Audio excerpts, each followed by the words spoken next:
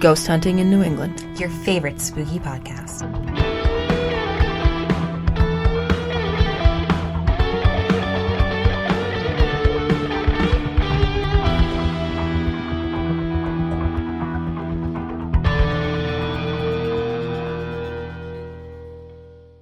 Hello and happy Wednesday. Welcome to this week's episode of Ghost Hunting in New England with your hosts Amelia.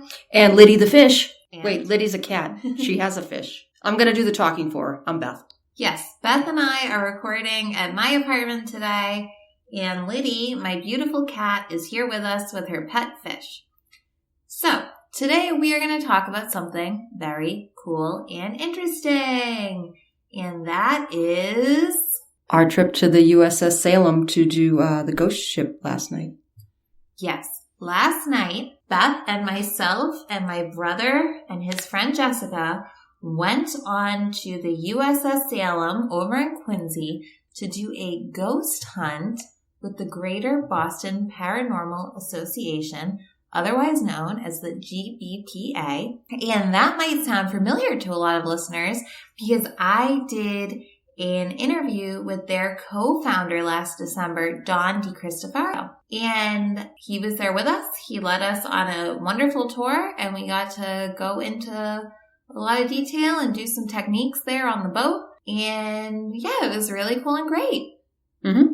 Yeah, so it was a lot of fun. Let's just dive in and talk about it. Sure. So we were supposed to go to the USS Salem last night, and Amelia and I had set up the whole appointment and everything. We were going to meet at 6:30 out on the ship. And so the USS Salem for many, many, many years was docked in the pier right off of the Fore River Rotary, which is kind of a traffic nightmare if you're from the Quincy area. But it's a pretty good spot that if you just tell people, oh, it's at the Rotary, everyone knows what you're talking about. So anyway, I drive over to the Fore River Rotary and I pull off the Rotary into the old shipyard where the ship has been moored, wharfed, tied up.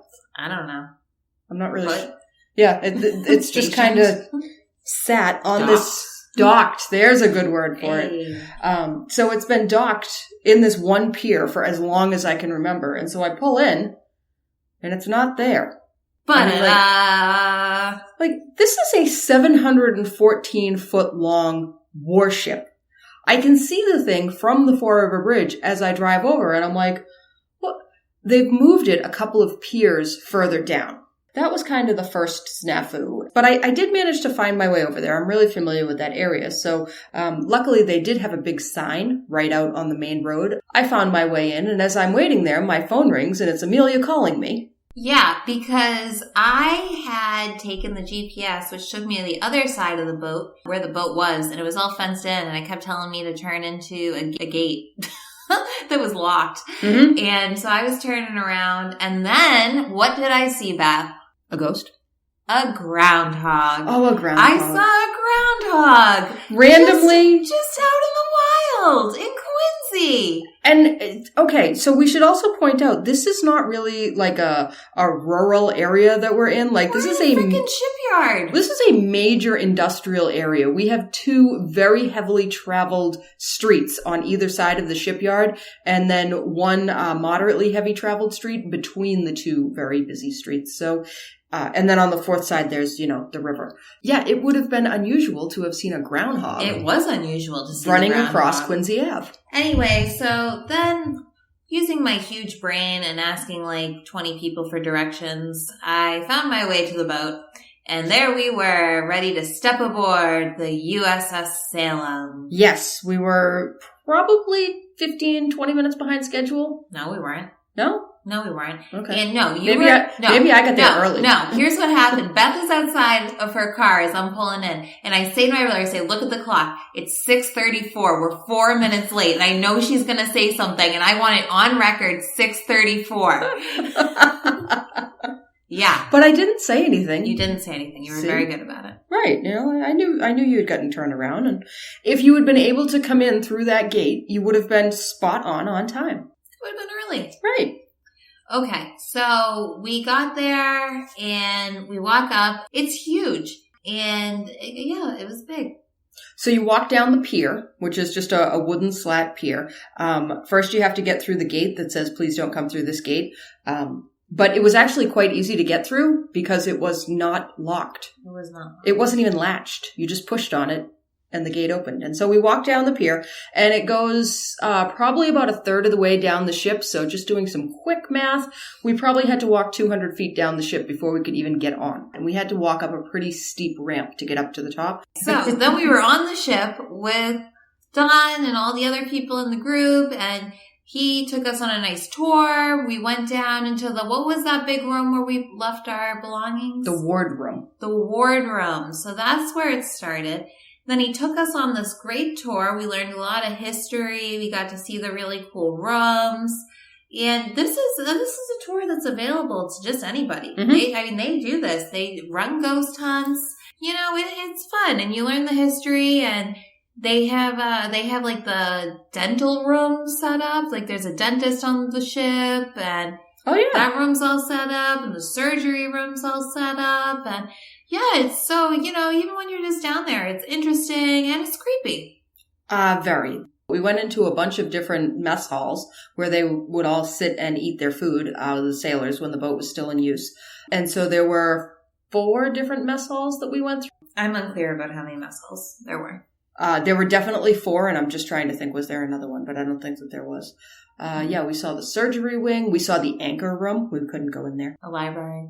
Oh, there was a library. We kind of found that by accident later. So yeah, there was us. There was the Greater Boston Paranormal Association. And then there was a woman there with her husband, fiance. I wasn't boyfriend, clear. Significant other. Oh, well, it was fiance or it was husband, because she had the most beautiful ring on her finger. Oh, and wow. it was just gorgeous. They were either engaged or married. Who knows? Not important. What is important is that her father had actually been on this ship in the 50s, mm-hmm. which is incredible. And he had just passed 2 years prior. She came down from upstate New York to scatter his ashes next to the ship. And that's where he wanted to be laid. And it was very interesting to have her on there because she had all these letters with her, scanned in on her phone, that her father had written to the family while he was on the boat. In the 50s. Which was crazy. Handwritten letters. Yeah.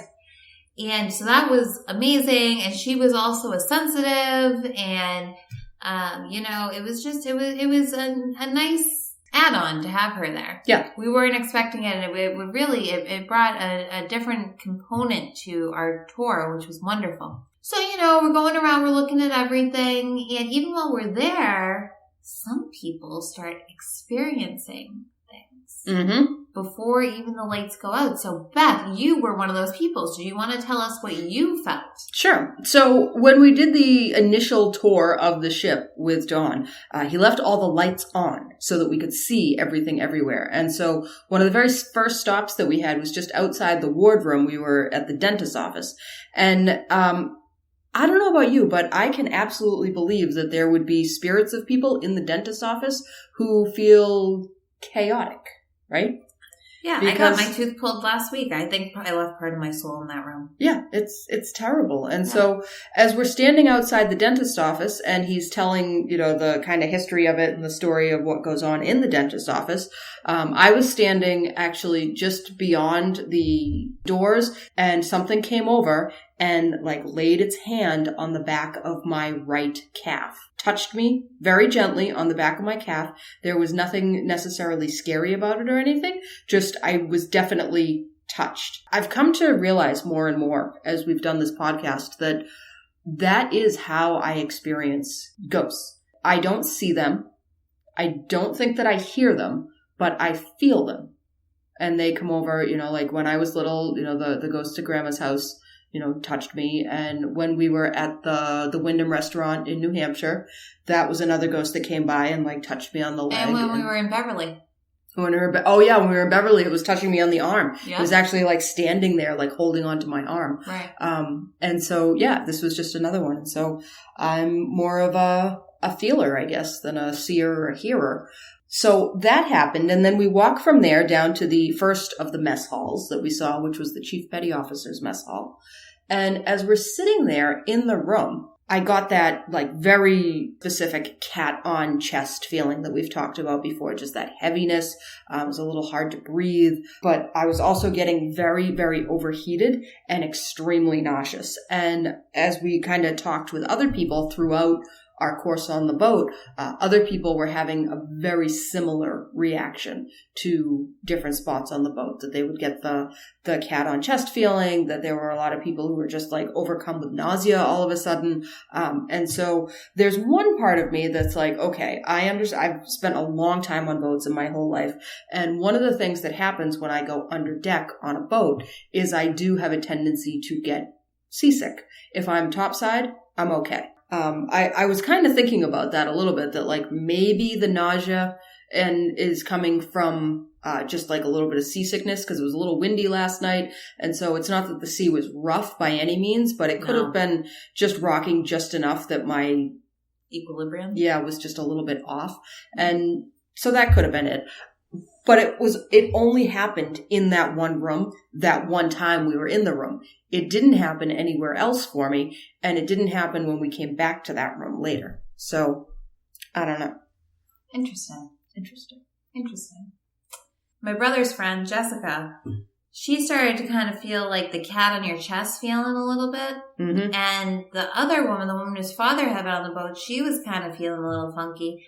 Me over here, I'm not feeling anything at this point. I'm like, oh, this is a neat boat. And then, anyway, so then we went back to the wardroom.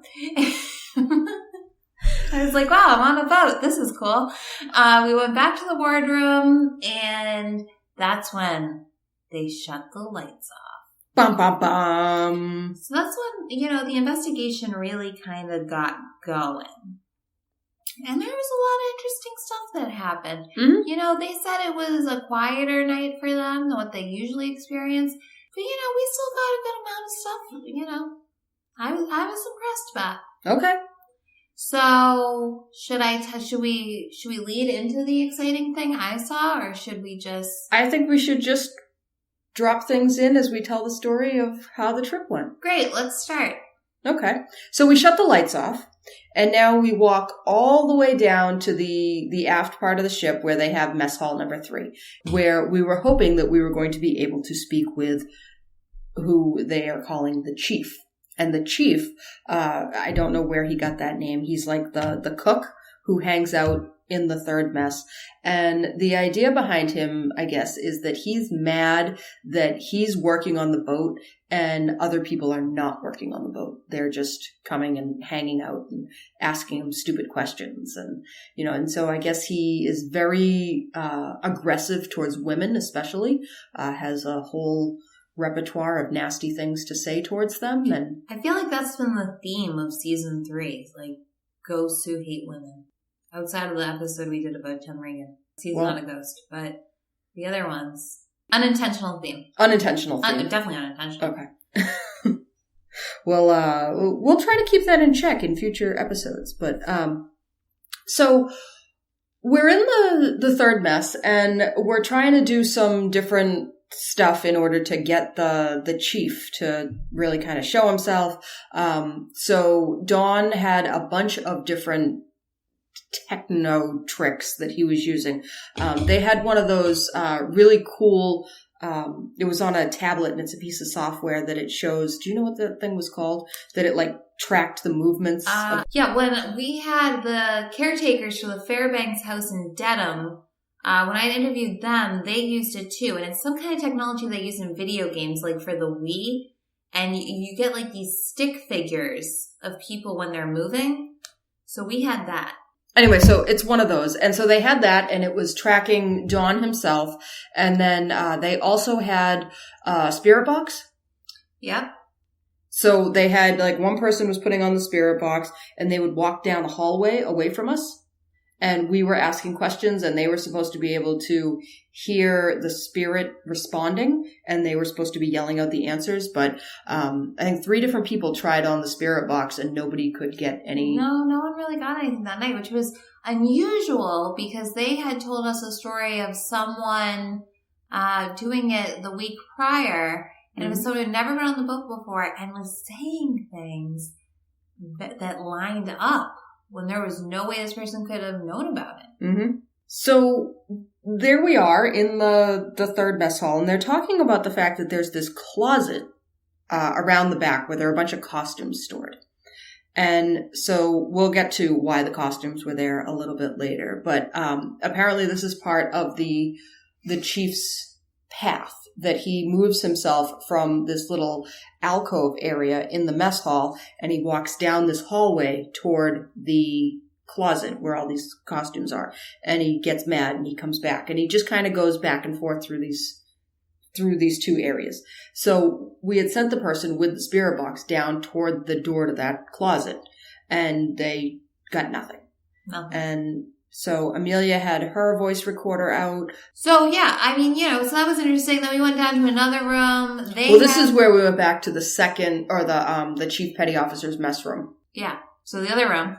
And they had these cat balls that would light up when they got touched. Mm-hmm. So they put those down. They said, sometimes the spirits will kick those guys around and they'll light up.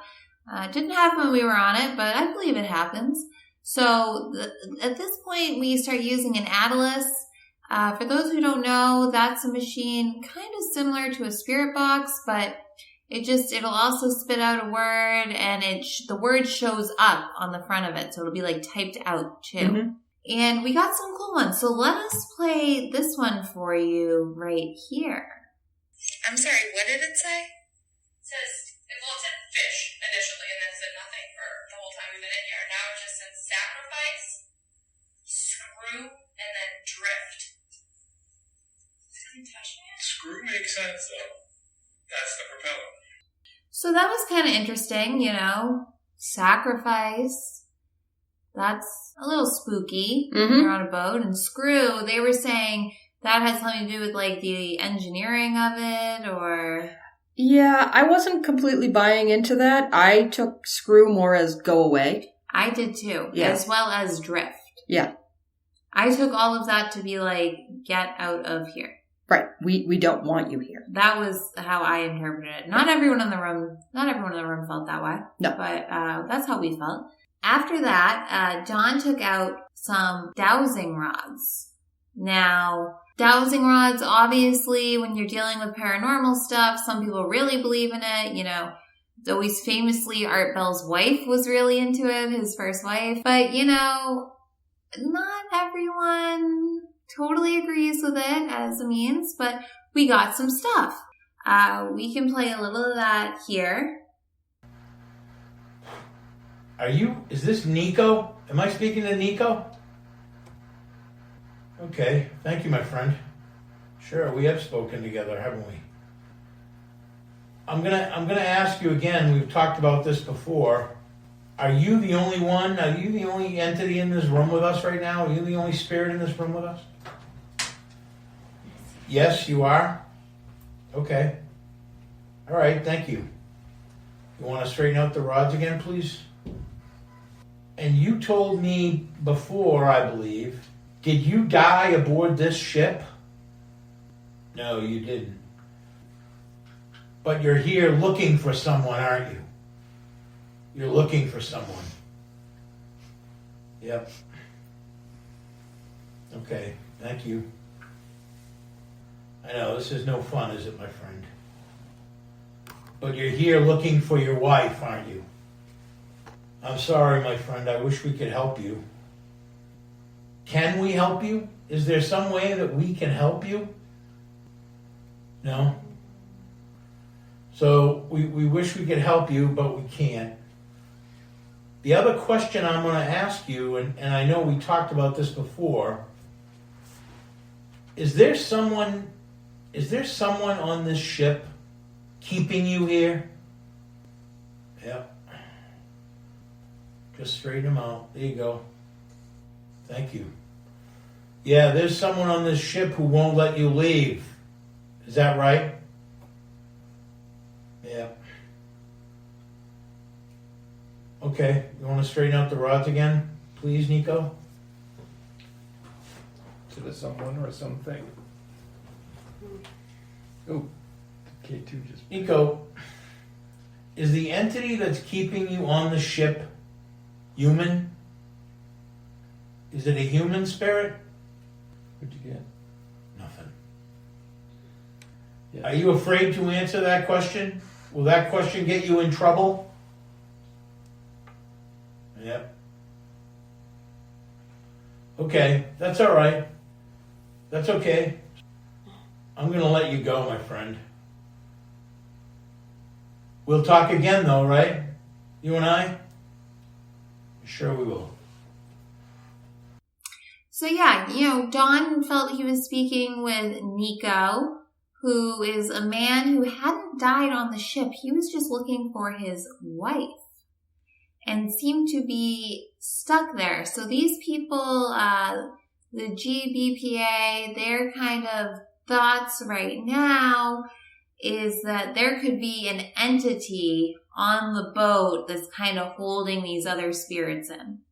Right, like more like an ancient evil sort of thing that is just feeding off the spirits that are there.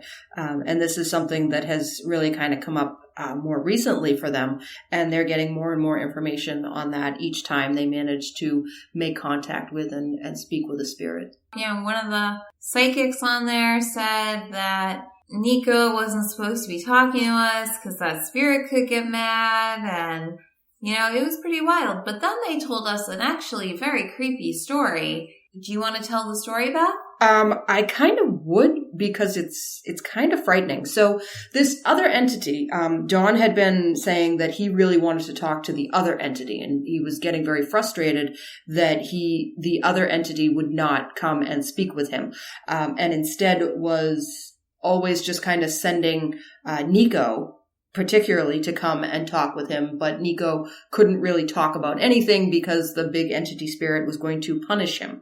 And at some point, Amanda had made kind of a promise to Nico that she wasn't, or maybe it was to the big entity. Yeah, she made some promise to this entity that she was going to not ask about bringing the spirits over and off the boat so long as the entity allowed some sort of activity on the boat while people were there. Basically like give the people a show. Amanda starts talking about the fact that the entity doesn't communicate in the same way that the other spirits do, that the entity doesn't come and communicate by spirit box or dowsing rods or anything like that.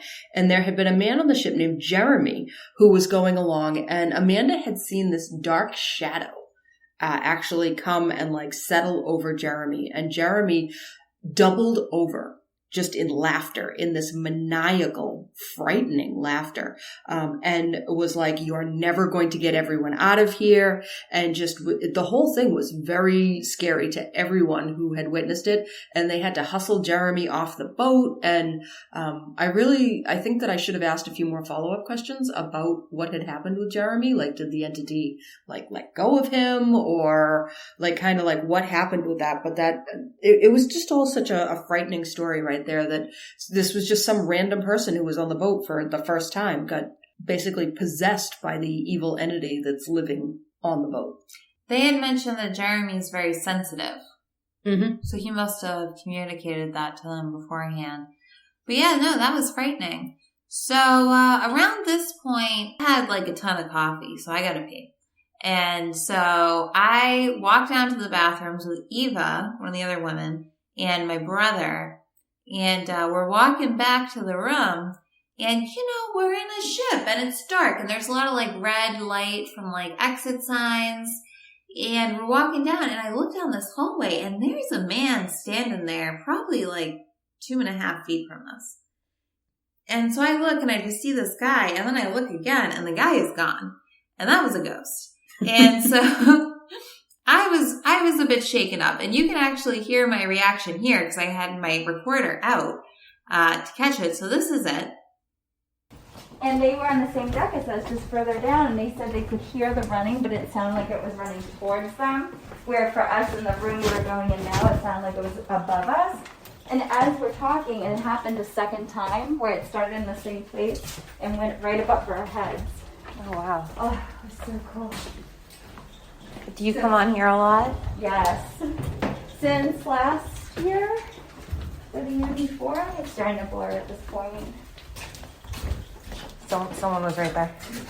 What? Like a real person? No. Are you sensitive? Yeah. Oh, you are. Are you okay? Yeah. It just freaked me out. Sorry. I'm sorry. What did you see? Just there was just a person standing there, and then I like looked and it went away. What did it look like? Just like a man standing there. That's like a Sorry. shadow person? Yeah. We see him a lot outside of the wardroom. Huh. I was like, am I not going fast Sorry. enough? No. Are you okay? Yeah. No. I'm fine. I'm fine.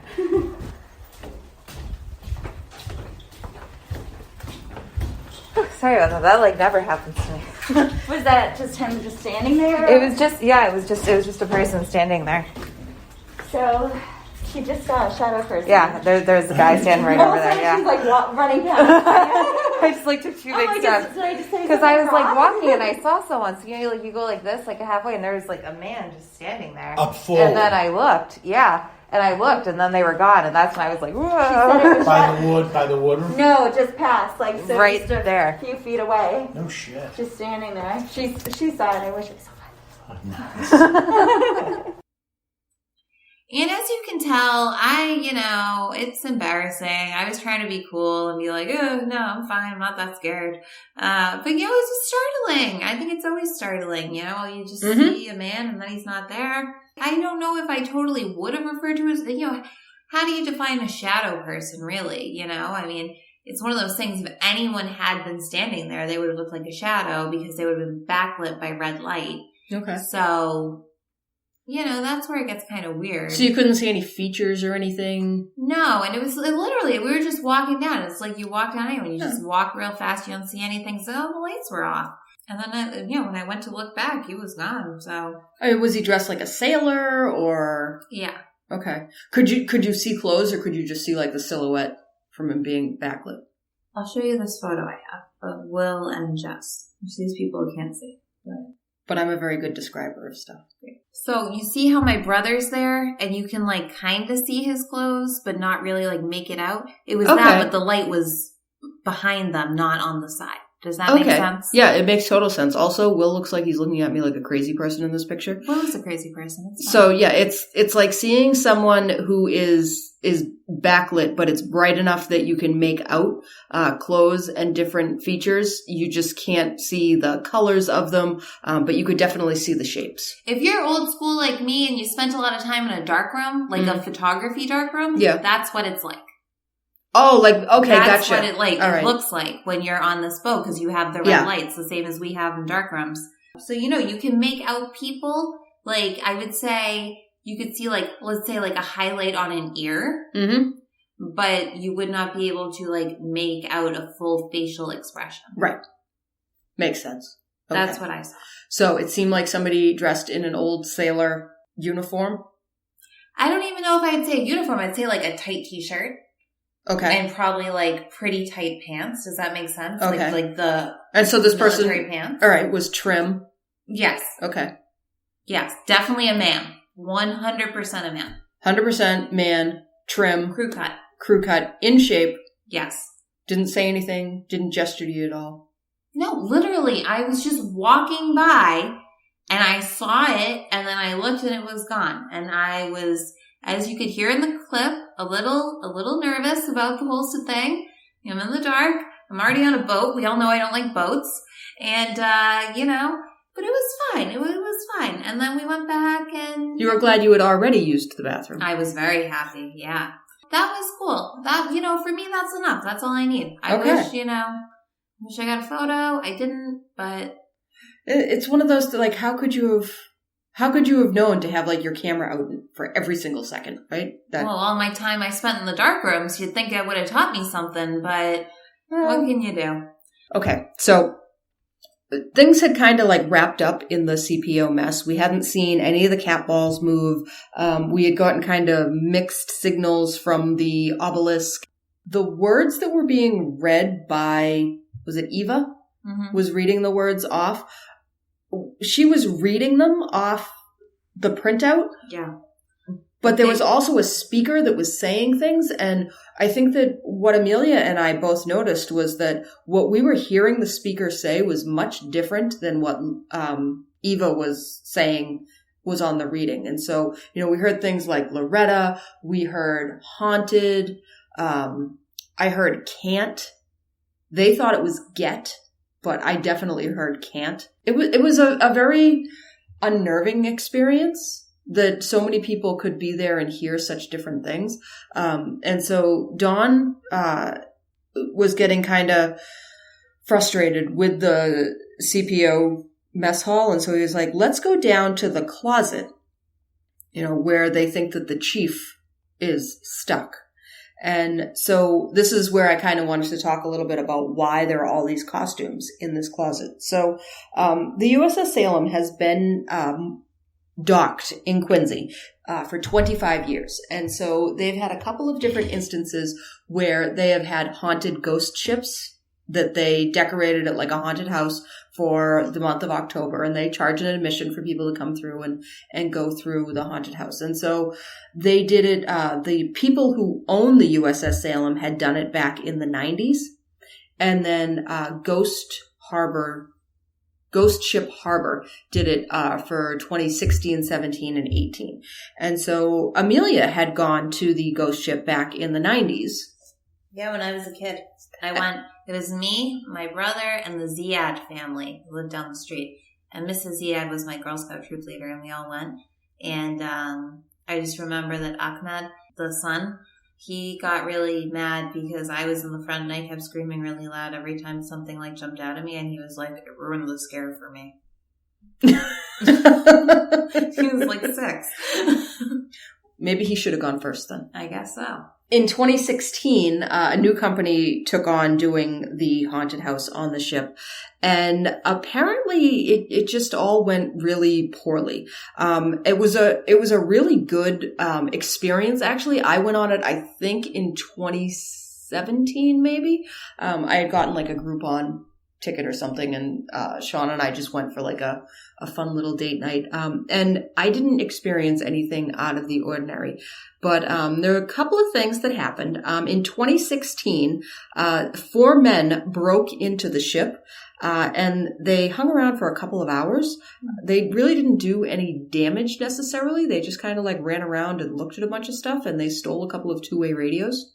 Huh. And so I don't think that they were ever identified, but they have them on video.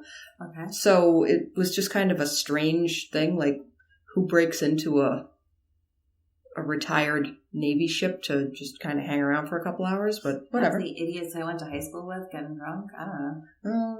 Well, it seems like some like early 20s shenanigans. Well, see, that's the thing. When I looked at the video, they don't look like they're in their early 20s. They look like they're in their mid 40s. You can still be a drunk in your mid 40s. Yeah, but 4 of them? I don't know. That's where it got kind of like, huh. It was strange. Right. And then I wonder if they actually didn't steal the 2-way radios and like take them with them, but I bet that they just found 2-way radios and like were using them to talk to each other in different parts of the ship. So then in 2017, I don't have any like weird story that happened there, but the ghost ship Harbor was ranked #1 scariest haunted house in America by Fodor's Travel. Wow. Which, I mean, in America? And so it was supposed to be a really good experience. And like I said, that was the year I went. And it was crowded, but it was a really good experience. Like you went through and like, yeah, there were things that were scary, you know, and it was just my husband and I, and, you know, he made me go, did he make me go first? I might have followed him and like hung on to the back of his shirt and hid behind him, but. All right. Okay. And then in 2018, so this is where it gets kind of weird. So on October 10th, you know, so they open up the ship for basically the whole month of October. And then they usually did like 2 days in the beginning of November just to like anybody who couldn't get there in October, just give them a couple more days. So October 10th, it's been up and running for about a week. There was a mysterious fire on the ship. And it was put out by the staff on the ghost ship before the fire department was able to get there. And so there were just a couple of 2x4s that were burned in one of the outside haunted attractions. So when the fire chief came on and he started like investigating what was going on, he said that it was being so mismanaged that they needed to do like a complete overhaul of the ship. And basically after that fire, the ghost ship never reopened. Interesting. And so that was kind of unpleasant. So Dawn brings up the story of because Ghost Ship Harbor was there and they were having a haunted house in an actual haunted ship, and they were doing all sorts of other stuff that Amelia and I in general have already spoken out a lot against doing, like bringing in Ouija boards. They had people coming in and just doing like, I don't want to say unlicensed seances, but like, well, it was bootleg like seances. Yeah, but they weren't like real seances. It was like it was supposed to be entertainment. Right. Everyone knew that it was entertainment, but they were doing things that were really kind of aggravating. It shook up the spirits. Yeah. And it really didn't calm down after that. And so he said when we were there last night and talking with him that they were having to do like full-on exorcisms between seances and between gatherings in the paranormal room when they had the paranormal experience. That's what they called it, that part of the tour. So they would bring people in and people reported seeing ghost kids. There were objects that were just moving around. They would see rocks flying across the ship. There were shadow figures. And to stick with our ghosts that don't like women theme, it was primarily women who were seeing these things, and definitely women who were getting scratched, and they had like actual physical scratch marks on them. Don also reported when we were talking to him that a man in the seance, at the end of the seance, had come over to him with his phone, and he showed him a picture. He's like, "What does this look like to you?" And Don was like, "Oh, it looks like a bite mark to me." And the guy turns to his son and calls his son over, like, "Hey kid, come on over here, show him your leg." And like he had been bit in the middle of a seance by something, like with like human-like teeth. It's just kind of frightening. And so they, to Amelia's point, they stirred up a lot of stuff that they probably shouldn't have stirred up. So I'm wondering, as I'm talking about this now, this new evil entity that is on the ship and is kind of controlling the rest of them, I'm wondering if that was somehow like awakened by the Ouija board and the seances and wasn't dealt with appropriately. Couldn't tell you. Yeah. I don't know. So anyway, we went down. They have a closet filled with all these props and costumes from back when that was a thing. And they think having those costumes like upsets some of the spirits. Mm-hmm. And we actually got into that room, which was kind of wild. I have a little video of it. It's kind of spooky. Yeah, some spooky stuff in there. Mm-hmm. And then me and the woman whose father had been on the ship, we saw like another apparition, which again was just like a small thing. We both saw it, which was the weird part. Just a guy walking around a corner really fast, and that was it. So that was wild.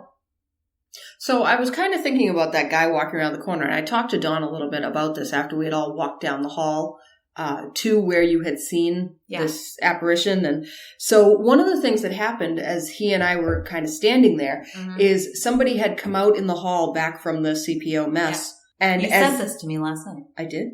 Yeah. Okay. Well, they didn't hear me though. Okay. So they had, as they came out of the mess, they had just kind of like shined a flashlight quick, and it to us also looked like there might have been somebody like walking by in that exact pattern. And so I don't know. It was just my thought that like maybe one of us had been standing down there in the hallway with you. I wasn't facing the right direction to see this. I was actually looking at Amelia, and Amelia's looking past me down the hall where she saw this apparition. And so I just wonder if somebody just had a flashlight and they just moved it funny, and you guys just both saw that flashlight moving and think that was an apparition going by. But maybe, I don't think so, because it wasn't like a shadow. Like when that happens, it's usually you see the shadow and that's what you think it is. Okay. This wasn't like a shadow. Right. Like what I saw before with the guy in the red, that was like, that I would be more likely to believe something like that. Because like I said before, it's very dark, you have the red, but to me, it like looked like a person. And to her too. And it's like she went and like pointed and said something to her fiance, husband, whoever that guy was. And I was like, I just saw that too. Yeah. It was like a spontaneous reaction by both of you at the same time. Yeah. And it wasn't like, and that was kind of the weird thing is like, none of this happened. First of all, when do I ever see ghosts? Right. And we go on these things all the time. I never really, we don't see a person standing there. But I also thought it was funny because both times it happened, it wasn't when we were doing like EVPs or had an Atlas out or the psychic wasn't with us. Like it was just walking around and then poof, there's something. Mm-hmm. When it was smaller groupings of people. Right. And so that was something that we kind of talked about a little bit as well afterwards, is that it seemed that there was more that happened in a smaller group as opposed to when the big group was all together. So after that, we went back into the wardroom, which is where we started from and where all our stuff was. And we set up all the little toys again to see what would happen. And so we sat there for a while and people were trying to use some K2 meters to get the spirits to communicate. And as we're sitting in there, they were trying to like guess at people's names and who was there. And I was overcome by this incredible feeling of the name Roy. As they're saying names, I'm like, try Roy. And so they try the name Roy. And the K2 meter lights up, and all of a sudden we start getting a tapping that we hadn't heard before at any point when they'd been talking about different stuff in there. And everyone heard it. And it was I'm sure that Amelia has a recording of it so that you can hear it. But I'm just trying to think of, no, that's not about the right sound. Don, you still don't know what the cook's name is, right? No. Do you like being called the cook?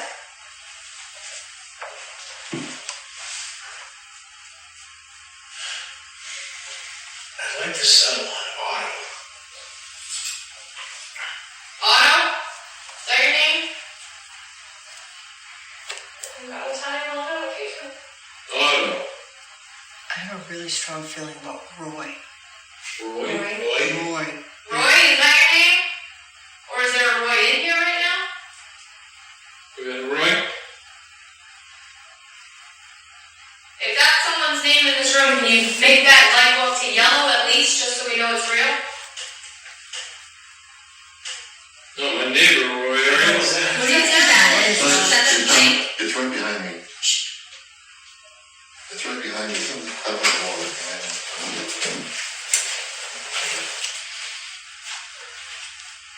Could you feel vibration? I can hear it, but I don't hear it. I heard that. Is that you tapping on the wall, Roy? Was that 3 taps? And 4. 4. It's right in here. Can you tap? Was it in the dentist's It office? was right in here, right in this area, right in this hallway. It definitely sounded like it was coming from that area. Yeah, No, it's right. not. Yeah, it's right back here. Thank you for doing that. Right back here. Can you hear it? I just heard another one. Can you do that again? Louder? Can you do it again, but closer to us? Thank you. Oh, did you hear it again? Yeah, you didn't hear that? So if you live in a house with steam heat, which some of you do, and I'm sure many of you do not, but basically when steam heat heats up and then cools off, sometimes you get like a tapping noise in the pipes. And it sounded very similar to that, except it's August, and so it's hot in New England, so we don't have the steam pipes on right now, so it wouldn't make sense for it to be steam pipes making that noise at the moment. That I could have bought into that in November or January or something, but not this time of year. Yeah, so that was pretty weird. So yeah, all in all, I'd say haunted ship. Haunted ship. Haunted ship. Yeah. And thank you so much to Don and everyone at the Greater Boston Paranormal Association for doing this trip for us. You can find them online at thegbpa.com. Or if you look up the USS Salem, you can go book a tour with them, one of the ghost tours. It's a lot of fun. It was a lot of fun. Do we got anything else?